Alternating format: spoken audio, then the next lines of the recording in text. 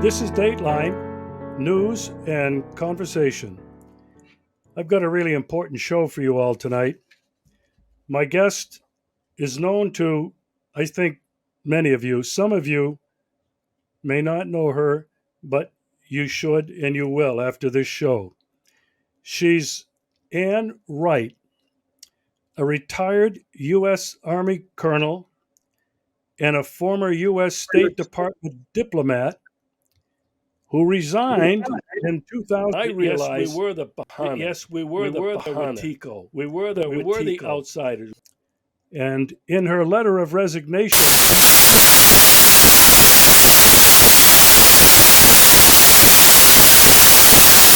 as one of the major reasons for her resignation, Anne has traveled to Gaza 8 times since 2009. She's been on 5 Freedom Flotilla boats, been arrested, and in Israeli prison. Anne's been a good friend for a long, long time. I'm happy to welcome her back to the show. Anne, welcome back. Well, thank you, Regis. It's a pleasure to be with you today. You know, if anybody I know could be called the Energizer Bunny, it's you. You have been active. I can't believe it. It's hard to keep up with you, and I know a lot of people can't, but you're involved in so many causes. You go around causing trouble everywhere and getting arrested. And I am so proud and happy to have you back on the show. Well, thank you, Regis. And we all need to be good troublemakers, don't we? I mean, there's so many issues in the world today that we have to cause trouble because our elected leaders are certainly getting us into big quagmires on so many different topics. And if we don't, as citizens, if we don't stand up to them and let them know that we totally disagree with them, then they think they can get away with it. So troublemaking is good. Those of us who can, whatever little we can do, we do. But you're the Energizer Bunny of activism without peer. All right, so let's start. The topic tonight, obviously, is going to be the Israeli, I don't know what to call it. It's genocide. It's genocide, but it's unrestrained violence on innocent people. Anyway, we'll talk about that. Anne, I want your opinion. What is it, and how did you interpret the event on October 7th when Hamas broke through that supposedly invulnerable, whatever the word is, invulnerable fence around Israel with sensors so powerful they could get a mosquito sneezing, plus this vaunted iron dome. And yet Hamas struck forcefully on October 7th. And what's your interpretation of October 7th in the following days? Well, the events of October 7th were predictable. And in fact, as it turns out, the Israeli government even had the 40-page plan that Hamas had, and they followed it. Hamas followed it the whole way through, of having guys on motorcycles, people on these gyrocopter things that flew over the fence. They had bulldozers that knocked down the fence. All of this was, now it turns out, the Israeli military had the 40-page plan of this, and they didn't defend themselves. I do not condone in any way the massacre that Hamas and some of the other militant groups did in Gaza. It completely undercut their traditional thing, saying we are doing self-defense, we're doing it by rockets that we're sending up. But to go over and murder so many people in Israel was wrong. It was just flat wrong, and that part of it has not done anything to enhance Hamas's credibility. However, it was predictable from the conditions that the Israelis have had on the people of Gaza for the last 17 years. three sides of Gaza have been controlled by Israel, and only if Israeli officials allow Palestinians to come into Israel to get medical treatment, to meet family members that live in the West Bank or in East Jerusalem, or to go to an international airport to fly to get further medical treatment, or for students to take advantage of scholarships.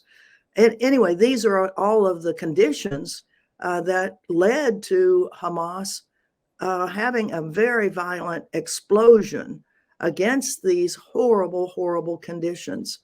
And the people of Gaza recognize that every time Hamas or one of the militant groups fires rockets or does anything, that the retribution, the revenge, the retaliation occurs. And in fact, if you start looking at from like 2008, 2011, 12, 14, 20, 21, the response of Israel toward anything that any of the militant groups had done, or when Israel precipitated something like killing one of the Hamas leaders with a Hellfire missile from a drone or an F-16 or whatever, that the response was rockets that would go into Israel. Fortunately, most of those rockets never hit anyone. The Iron Dome is pretty darn good because the U.S. pays for it. But the level of retaliation and the numbers of people of Gaza that have been killed over these years is so disproportional to the threat that actually has come to Israel. This time on October 7th, though, the Israelis saw something they had never ever seen before, that their land was invaded as they invade the West Bank, as they invade Gaza, as they kill people, Palestinians in both of those places. They saw what Hamas and other militant groups, and it appears that some ordinary civilians that saw, hey, this fence has been breached in 16 different places, and they had never been inside Israel, and said, well, let's just go see what that looks like. And then the terrible, terrible, horrible murders of now it looks like it's 1,174 people. 300 of them were Israeli military. And the latest report is that the military itself, some of the young analysts who had seen this 40-page report and then whose duties were along the fence line with Gaza, they had been observing what Hamas was doing. They were training in going door to door. They had built a little training facility that was kind of like an urban warfare training facility. They were practicing using these little gyrocopters to fly. I mean, it was in full view of the Israeli military, and these young analysts were saying to their senior people, they're following their own playbook. They're going to implement this sometime. And the senior Israeli military were saying, oh, they don't even have the capability to do this.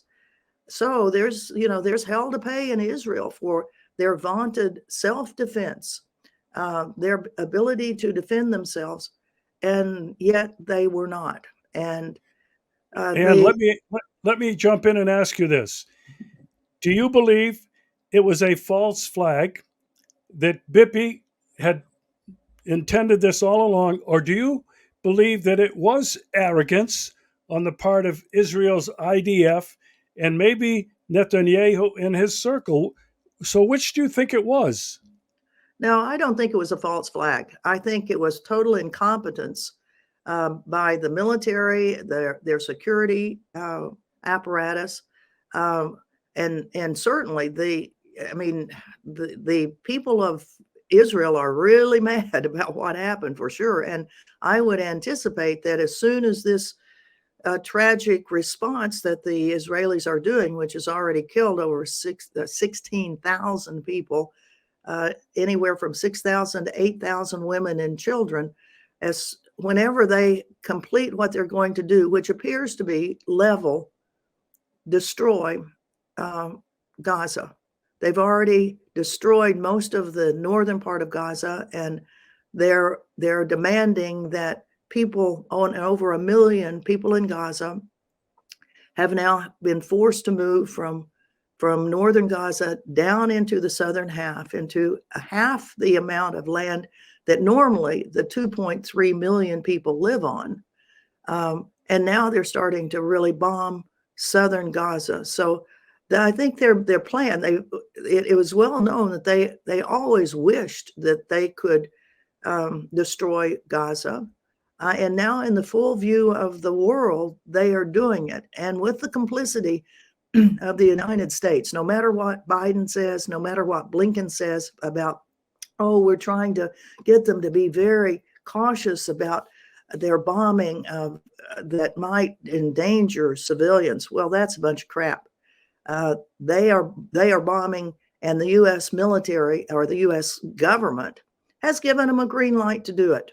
And I don't care what Biden says publicly. I don't care what Blinken says publicly. They have given them the green light to destroy the people of Gaza in the name of going after a very, very small percentage of people that support Hamas. You know, before October 7th, there were some polls that were taken in Gaza that showed that Hamas did not have a lot of support. But boy, now they do, from what you see on TV and people that we've talked to that have come out of Gaza, and sometimes we're talking to people in Gaza. It's that they say, you know, we've never supported Hamas, and they're sending all these rockets. But now, when we see what the Israelis' plan really is, and they're implementing it, of course, we've got to resist. We've got to resist the occupation and destruction. And let me ask you a couple of more questions in this vein. Israel has shown its vulnerability to military defeat. Now, as a result of that, tens of thousands reportedly have been evacuated from communities along Gaza, and that part of where the wall is protecting them. There's been a report that there's been thousands of Israelis who are fleeing Israel to other countries. Do you think that this attack has proven that Israel could lose a war, that it is that vulnerable? Well, they've already lost some wars. I mean, if you look back to 2006 and the Israeli incursion into Lebanon, in southern Lebanon, ultimately their military forces were ambushed and destroyed. And it is, in the annals of military history, it's one of the campaigns that in the U.S. military they talk about, man, the Israelis really got themselves in a predicament. They went into southern Israel, and then a very small Hezbollah force wiped them out. So while Israel has the capacity to, you know, they've got virtually everybody over the age of 18 has to be in the military and has to be in the reserves until they're like 110. So the whole country, men and women, are mobilized. So they've got a huge number of people that can put on a uniform and fight, and they have the military equipment that the U.S. furnishes. I mean, we give them $3.8 billion a year, and they use it either to buy U.S. weapons or, you know, now they've developed their own weapons industry, and they actually export weapons all over the world. And yet the U.S. stupidly, we the U.S. taxpayer, give them $3.8 billion a year that either they use in their own defense or offense industry, their own war industry, or they buy U.S. weapons.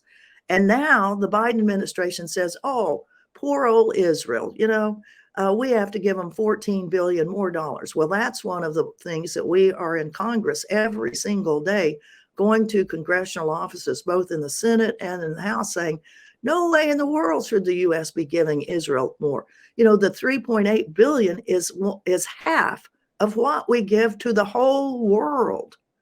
And yet the Biden administration says, well, let's just up it up by 4 times more and give them 14 billion more dollars. And within Congress, there is a lot of pushback on that. We have had some remarkably frank staffers who have been telling us that there is a raging debate within the administration, that staffers in the White House, that there is a big dispute in the White House about the U.S. complicity in the deaths of these 16,000, and in the State Department. There have been, I think it's over 1,000 people in USAID who have signed on to a statement saying, you know, this is wrong. In the State Department itself, there are dissent groups. There's been one person that's already resigned on it. So, you know, and you can see the administration has had to change its wording. You know, in the very beginning, it was essentially Biden was saying, whatever Israel wants to do, go ahead and do it. Now they're having to say, we are counseling Israel on how they do this and to minimize civilian casualties. Well, Tony Blinken was there on the day that the ceasefire ended, and essentially Netanyahu flipped him the bird and then started bombing Israel again. The U.S. really is not using its power. I mean, it's only the U.S. is the one that has protected every criminal act that Israel has ever done. We protect them in the United Nations. We protect them, not that we are a member of the International Criminal Court. The U.S. wouldn't sign on to it because half of the administration of the Bush administration, Obama administration, Trump, and Biden administration should be hauled in front of the International Criminal Court for what they've done to people around the world. Okay, Ann, we're talking about Israel's vulnerability. For decades now, they've been hiding behind the veil of anti-Semitism and victimhood.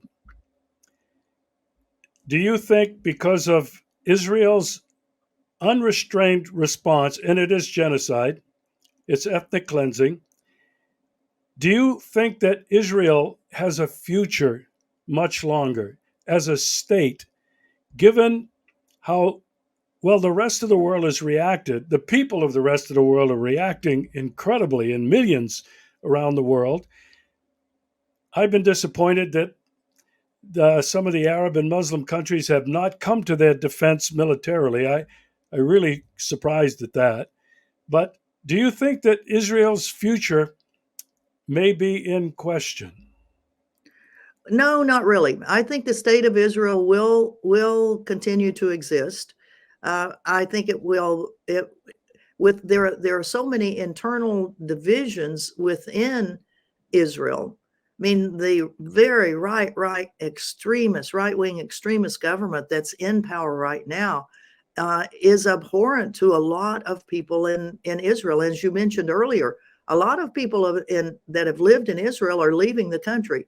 They were leaving it because first that the Netanyahu and forming that coalition in order to stay in power, he formed a coalition with all of these tiny little groups of right wingers that are their rhetoric is horrific. If you talk about anti-Semitic rhetoric, the Netanyahu administration is anti-Semitic toward another Semitic group, which is Palestinians.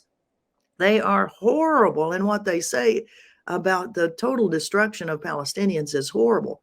And that is what is of great concern to a lot of people, a lot of Jewish people in Israel. They don't agree with that. In fact, we had rabbis with us 2 days here in Washington, and the rabbis were just apoplectic about the fact that the right-wing, ultra-Orthodox Jewish component of settlers primarily, were in power, and I think what ultimately will happen that these guys will be voted out. they're the ones that are going along with Netanyahu to try to limit the power of the Supreme Court, which has been reasonable in trying to keep Israel on a semi non-criminal path. It didn't succeed always, but Netanyahu is trying to change it around so that he doesn't get prosecuted personally for the graft and corruption that he has been indicted on before. So I think the state of Israel will continue to exist, but certainly it will exist without the friendship of a lot of countries that already are breaking relations with them or recalling their ambassadors. And then you talk about what happens, in the Arab world. In the past, there have been coalitions that have formed to fight the Israeli military. If you remember back in, was it 1967? It was the Egyptians and Jordanians. The Syrians have had incursions with Israel, certainly from Lebanon they have. I think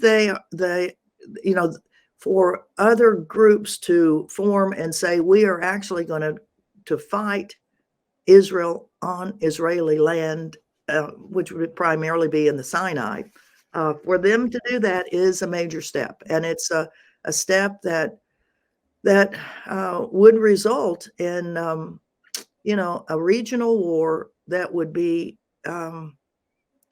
catastrophic.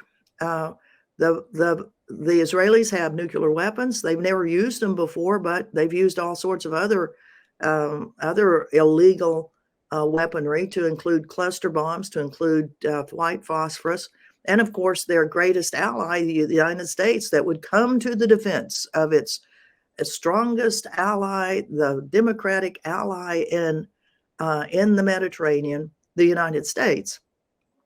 The U.S. has 2 aircraft carriers, 40 associated ships, and nuclear submarines that are all right off Israel and Gaza.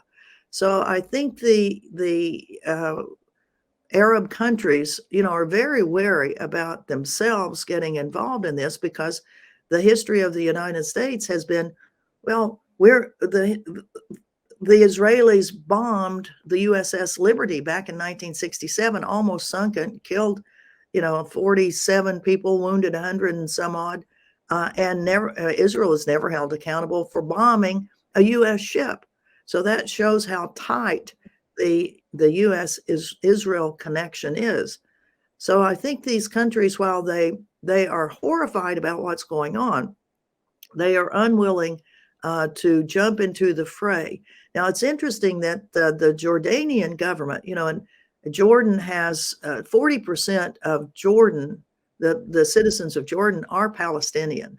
And in fact, the flag of Jordan is the Palestinian flag with a little star in the left corner of it. The Jordanian government got the agreement of both Israel and Hamas to fly in and airdrop twice medical supplies to what's called the Jordanian hospital in Gaza. So behind the scenes, there are things that work, but I don't think that the state of Jordan is willing to actually, and they've got the largest border with Israel, that whole West Bank border. Part of it's Syria, but the majority of it is Jordan. They are horrified about what's going on. And in fact, some of the largest weekly protests are Friday after noon prayers. There are hundreds of thousands of people that are on the streets of Amman, Jordan. In fact, I was in Amman 2 weeks ago. I had flown from Istanbul, where I was with the Gaza Freedom Flotilla coalition meeting, which we'll talk about later.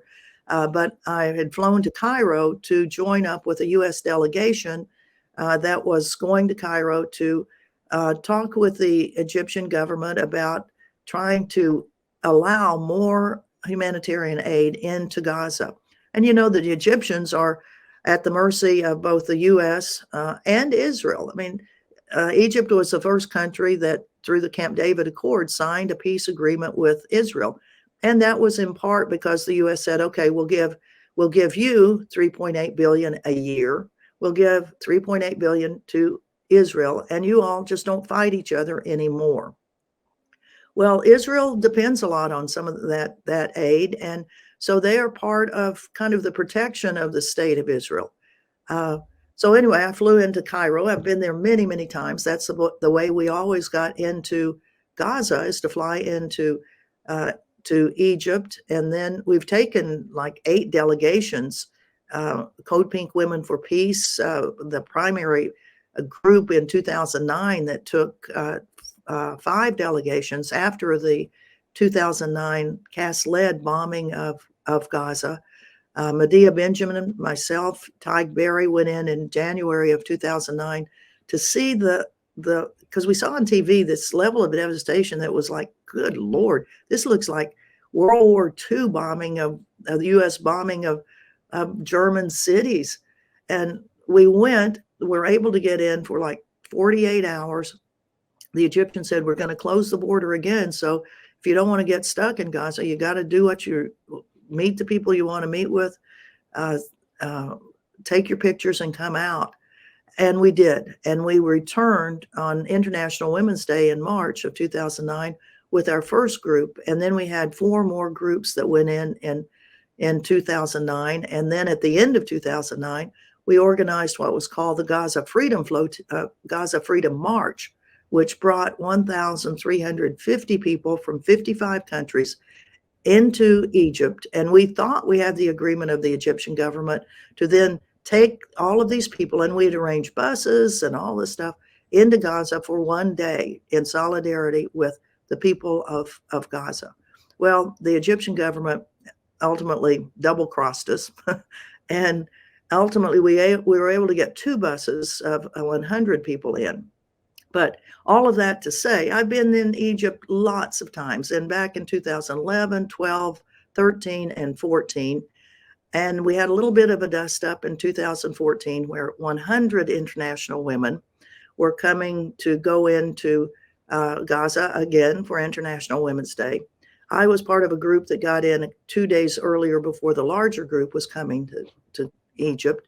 And that group, that latter group, got stopped at the immigration in the Cairo airport, and the Egyptians were not letting these 80 women from many, many countries go into, come through immigration at the airport and then ultimately go on to Gaza. And so this group of 80 women had to sit down, sing and strike right in the immigration hall of the Cairo International Airport. Well, all of them it wasn't deported because they had never been allowed to enter, but they were returned to their home countries. And then those of us who were already in Egypt, we were told we had to leave. Well, we didn't leave as fast as they wanted us to. Well, that was in 2014, 10 years ago. So 2 weeks ago, I went to Cairo to meet up with this U.S. delegation.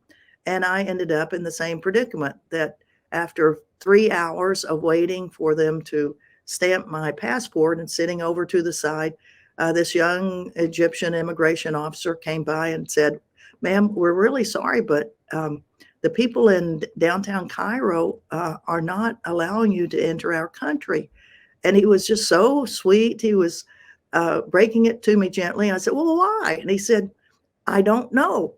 I asked him why, because, you're 77 years old. He didn't say, "You're an old lady. What danger are you to Israel or to Egypt?" He just said, "I'm just really sorry. I don't know why, but we're not able." Well, so then they put me on a plane back to Amman, Jordan. And that's where I met up with a lot of friends from the Gaza flotilla of 2010. The Marvi Marmara, where the Israelis had attacked that flotilla, killed 10 people on the Marvi Marmara, wounded 50, and then beat up everybody essentially on the rest of the 7 boats that we had that were part of that flotilla. So I don't know how I kind of wound around this circle, but oh yeah, and that's Egypt, and why other countries are really unwilling to take on Israel militarily is because the U.S. will then go to the aid of their democratic ally in the region, Israel, and it'll be a war with the United States, essentially. Okay, Anne, one final question before we move on to the flotillas.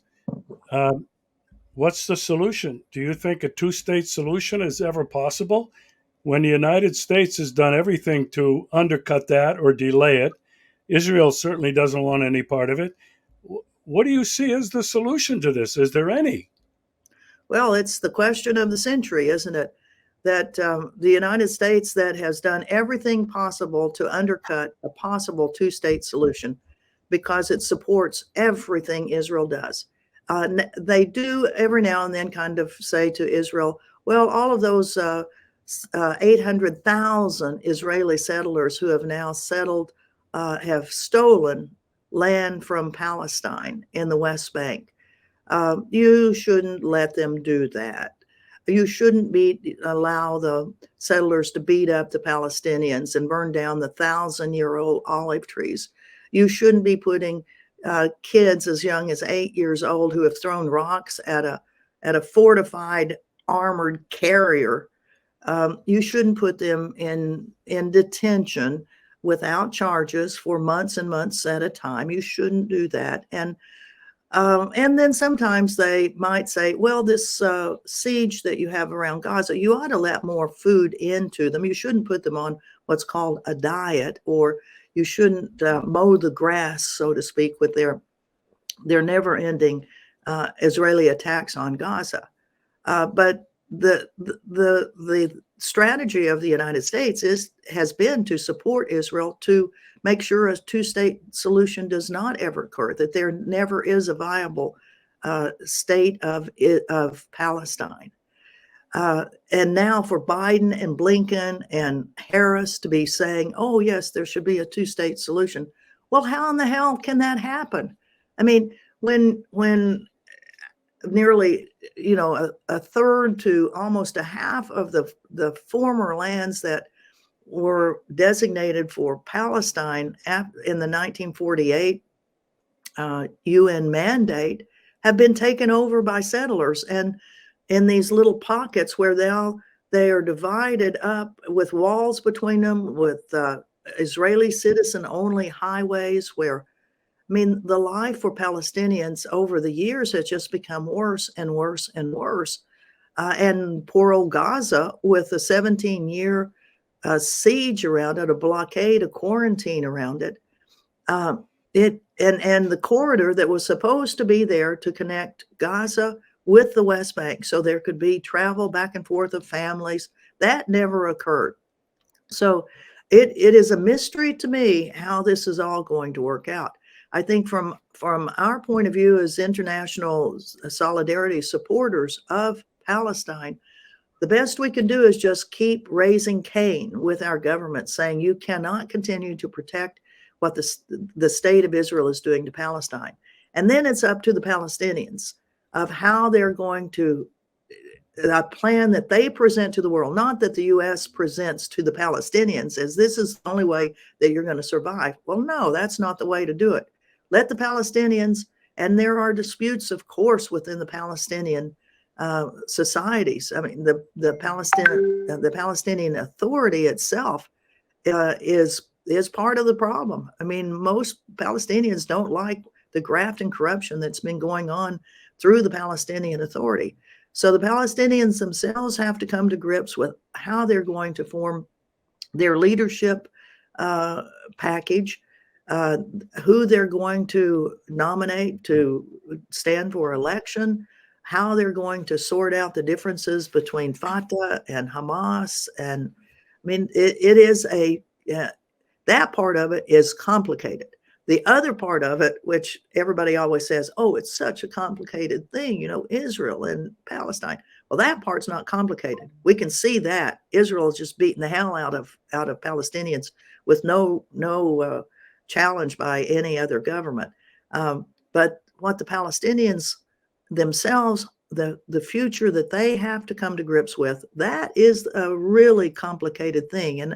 It's not insolvable at all, but there's got to be a lot of work on that. And I support what they come up with, but it's their decision, not the decision of the United Nations or the decision of the European community or all of these entities that have been part of the problem of supporting Israel in whatever it wants to do to Palestine.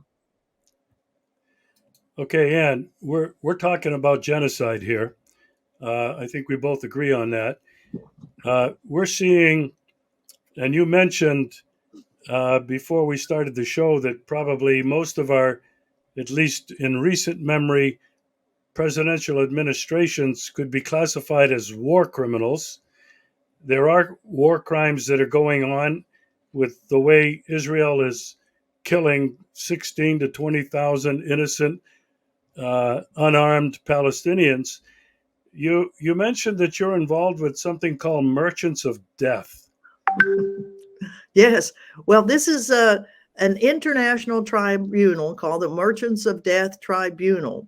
And over the past year, we've been putting together evidence against the big weapons manufacturers in the United States, Lockheed Martin, all of these, Northrop Grumman, General Atomics, all of these companies that make General Dynamics, all of these countries that make weapons of war and are richer than sin. Every time there's a conflict in the world, they benefit so much for it, and so we call them the Merchants of Death. And we'll be having 6 sessions online. In fact, one of the sessions is tonight. Merchants of Death Tribunal. You can look it up, and the first session is already online. And it's about Gaza. It's about the Merchants of Death over the years, 2009 and other Israeli attacks on Gaza, and which of the U.S. weapons manufacturers sell to Israel to be able to kill Palestinians with these U.S. weapons of death.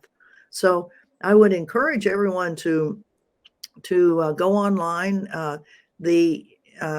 Every one of the 30-minute sessions or 30-minute video of that particular topic for that day is available already, and so you can look at that, and then the second 30 minutes of the session will be a discussion of what you've seen. So it's really quite a remarkable series of materials that identify so well, how U.S. weapons manufacturers benefit so much from the decision of the U.S. government to support wars. And of course, behind the scenes, the weapons manufacturers are the biggest lobbyists. I mean, AIPAC, the American Israeli Committee for Public Affairs, AIPAC, is one of the biggest lobbyists on Capitol Hill, lobbying for anything the state of Israel wants to do. And then with them, hand in hand, bloody hand in bloody hand, are the weapons manufacturers that sell to Israel and countries around the world their implements of death. How are you involved in that, Ann? Well, I was part of the team that kind of put the idea together with several folks that you know already, Kathy Kelly, Nick Mottran. We've got a big team, and then Brad, and then now I am one of the jurors.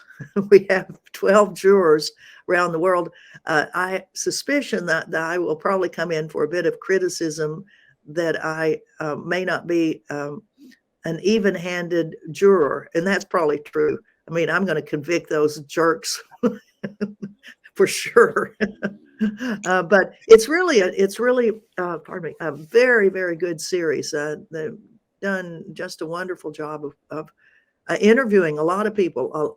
Many people who have worked with the U.S. government have been interviewed about their involvement. People like Larry Wilkerson, the chief of staff to Colin Powell, as he was the chairman of the Joint Chiefs, and later on, when he was Secretary of State, Larry Wilkerson was his chief of staff. And Larry has been very, very open about his involvement and his regrets of having stood with Colin Powell during the time that many wars that the U.S. was waging happened. Okay, now I want to talk about something that's very underreported but really exciting. And you've been part of these freedom flotillas to Gaza to try to bring humanitarian aid, medical aid, and break the siege. Now you're involved with the International Campaign to Save Gaza, and the Gaza Freedom Flotilla is part of this. Um, what is it you're planning? When is it going to happen? And what's the purpose? Yeah, well, the purpose of all of these flotillas is to make sure that we remind the international community that there is a naval blockade of Gaza that's been going on since 2006, and that we demand that the Israelis allow commerce to happen with Gaza. You know, Gaza has one port; it's in Gaza City, and now it's been bombed. The tiny little fishing boats that were in that harbor have been bombed. But the whole idea of these flotillas is to make sure that the international community remembers that this is, you know, a siege that Israel and the United States has put on Gaza. So starting in 2008, what the group called the Free Gaza Movement found some little tiny boats, and they sailed them from Cyprus and were able to get into Gaza. There were five times they were able to bring Palestinians that were outside of Gaza, bring them in, and to bring Palestinians that needed medical treatment or students that wanted to go for scholarships, other places. They brought Palestinians out. There were 4 different ships and a total, I think, of 8 movements in and out. And then at the end of 2008, well, and the Israeli military was shocked, you know, that these little tiny boats were coming in. And for some reason, they didn't stop them. But at the end of 2008, that was when the Israeli military decided it was going to bomb the hell out of Gaza in what was called Cast Lead, 27 days of bombing that killed 1,400 people in Gaza. 13 Israelis were killed, 1,400 Palestinians killed. And then the boats that came during that Cast Lead were always stopped. They were rammed. One of them almost sunk. So to see the devastation of what happened in 2009, and then in 2009, as I mentioned before, we had delegations that went in. We had Gaza Freedom March. And then the Free Gaza movement said, we need to mount a big challenge to the Israeli blockade, naval blockade. So Free Gaza decided to work with various organizations in the Middle East, and the Turkish group, the International Humanitarian Group called IHAHA, got the Marvi Marmara, which was a big passenger ship, 600 people in that ship. Then we had 5 other ships. I was on a tinier boat that only had about 20 people called the Challenger 1. But we had 3 cargo ships, a larger passenger ship called the Stefani. So we had, you know, all of these ships that in 2009 or 2010 tried to break the Israeli blockade, and all were met by extraordinary, terrible force, violence from the Israeli military. 10 people were killed on the Marvi Marmara. 50 were wounded. People on all the other boats were beaten up, tasered. We were all taken to Israeli prison and deported from Israel. Since then, we have had 35 boats that we have organized to sail to challenge the Israeli blockade of Gaza. None of them have gotten in. All of them have been stopped in international waters. They have been, the people on board have been arrested in international waters, taken against their will, kidnapped on international waters, taken to Israel. Our boats have been stolen and then destroyed. But each time we do that, it reminds the international community of this horrible blockade of Gaza. So we continue to do that. And the culmination of that for this year, pardon me, as well, we had one boat that this year in the summer of 2023, we took it on a Northern European trip of 10 ports to be in solidarity with Palestine solidarity groups in these ports from Norway, Scotland, 4 places in England, then the Netherlands, Germany, Denmark, Sweden, and then back to Norway. We were planning on using that boat for 2 seasons, and then next summer, 2024, bringing it down into the Mediterranean to actually challenge the blockade. But on October 7th, that's when everything changed. And we met in Istanbul 3 weeks ago, our international coalition of 10 national campaigns. And one of our campaigns, which is the international campaign out of the UK, said, we've got to do something immediately. And so they took it upon themselves to organize, which we work with, the international campaign to save Gaza. And they have reached out to other countries and campaigns there to see if we can get some larger ships, larger than the little tiny ship that we have that's up in Norway right now, larger ships that can carry a lot of medical supplies and relief supplies, and be a visible show of challenge to Israel. So we hope all of this is, in the works, and we have teams that are trying to locate the ships that we need, and we all have. Each one of our campaigns has a donation campaign that's going on right now, so citizens can donate, and then we'll use that money for the operation of the ship and then the purchase of supplies. Now, we hope that we can get all of this arranged by the end of December. However, I think it's probably going to go into January. But the whole point is that this is an opportunity for the international civilian community to say, we don't like we're horrified about what Israel has done, and we're horrified that the blockade of Gaza is going on. We're horrified that nobody else is really coming to the aid, although there are hundreds of trucks of aid supplies that are lined up in Rafah.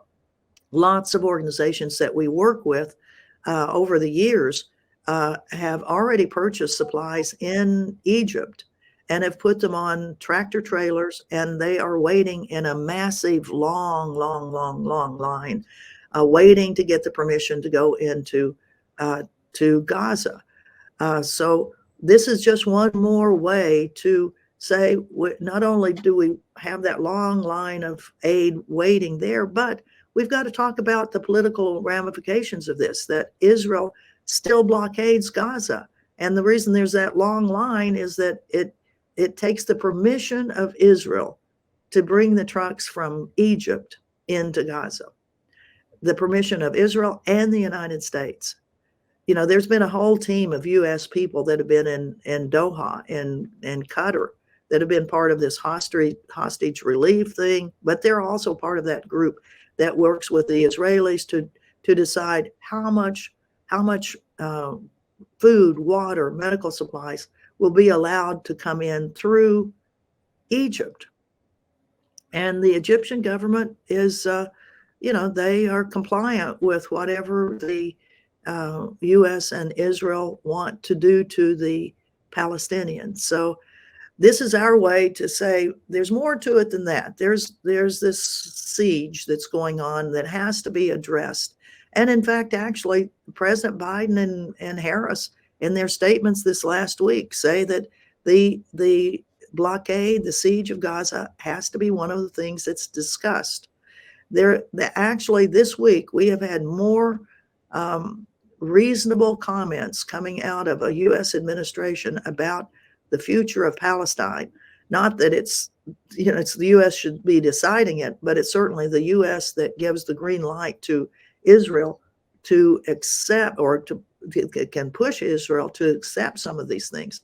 And for the U.S. administration to actually mention that the blockade of Gaza has been a detriment to the 2.3 million people that live in there. I mean, it's such a small step, but it is massive in terms of what the U.S. has been doing in terms of protecting everything Israel does. So this international campaign to end the siege of Gaza and to save Gaza is one more part of this, to put more pressure on the U.S. and on Israel and other countries to say this is not the way things must be in the future.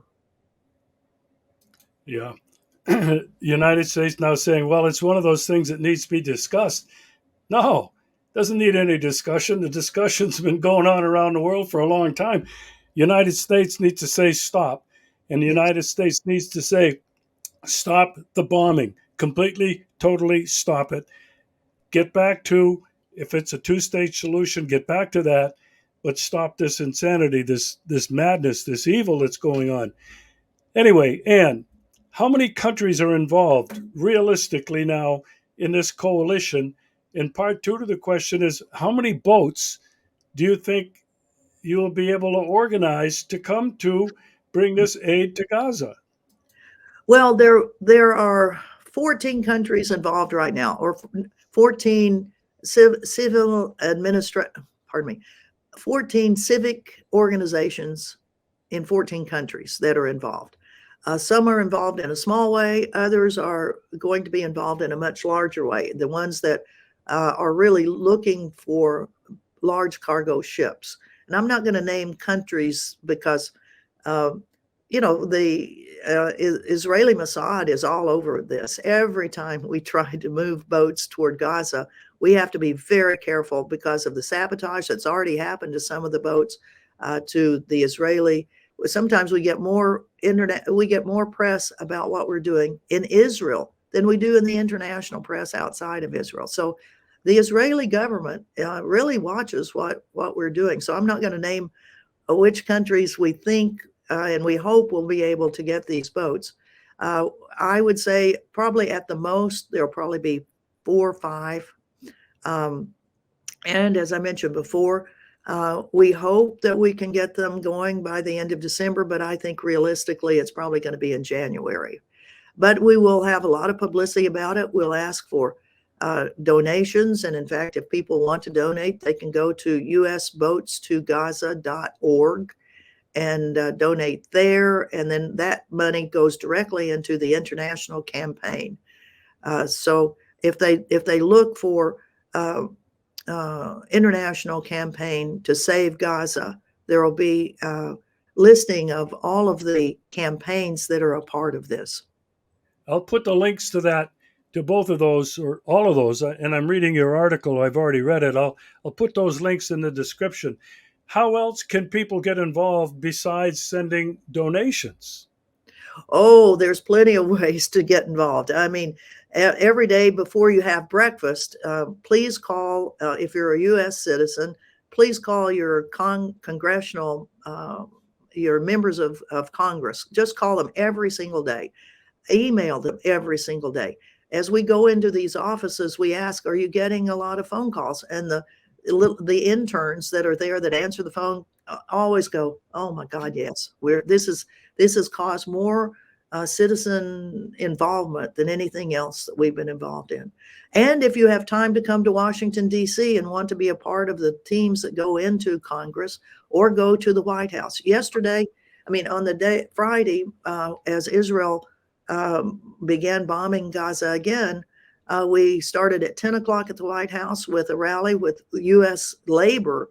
Now the United Auto Workers, one of the largest unions in America, has voted for a ceasefire in Gaza. It sounds like, well, why wouldn't they? Well, politically, part of the AFL-CIO, which is so related to the Democratic Party, they're not really calling for it yet, but the United Auto Workers were. So we were at a rally at the White House with labor. Then we went to the Israeli embassy, and American Muslims for Palestine had a big rally in front of the Israeli embassy. Then 50 people came with us to the U.S. Congress, and we had meetings with, not with the Congressman Schumer or Senator Schumer and Senator Cardin, who are both Jewish and are not calling for a ceasefire. So we were there with 50 people in their offices, reminding them that they have blood on their hands. And then back to the White House at 5 o'clock for a vigil with the people who had been on a hunger strike for 5 days out in front of the White House every day from 10 in the morning till 5 in the evening. And that in the United States has gotten a considerable amount of publicity. And of course, it's for all of the tourists that come to the White House every single day, for them to see these people. Why are you on a hunger strike? What's this? What's that? It's an excellent educational tool. So there are plenty of things to do, and wherever you are in the world, to go to your national capital, to call, to email, and every day, every single person can do something that's important. Well, you talked about the protests. One of our good friends, Bruce Gagnon, and Lisa Savage up in Maine have been organizing protests now for weeks and months against American involvement in Ukraine, and now they're focused on Palestine. Sometimes there's a small group of people, sometimes there's a pretty large group of people. But I know you would encourage people to get out into the streets, because it's happening all over the rest of the world. Massive protests with tens of thousands, hundreds of thousands of people in some cities. And I think these protests, as long as they can sustain themselves and not be just come out once with a flag or once with a poster, but they've got to be sustained. The efforts have got to be sustained. So, Ann, is it possible for people to join and go on one of these flotillas this time in December or January? How can people do that if someone would like to do that? Well, it is possible.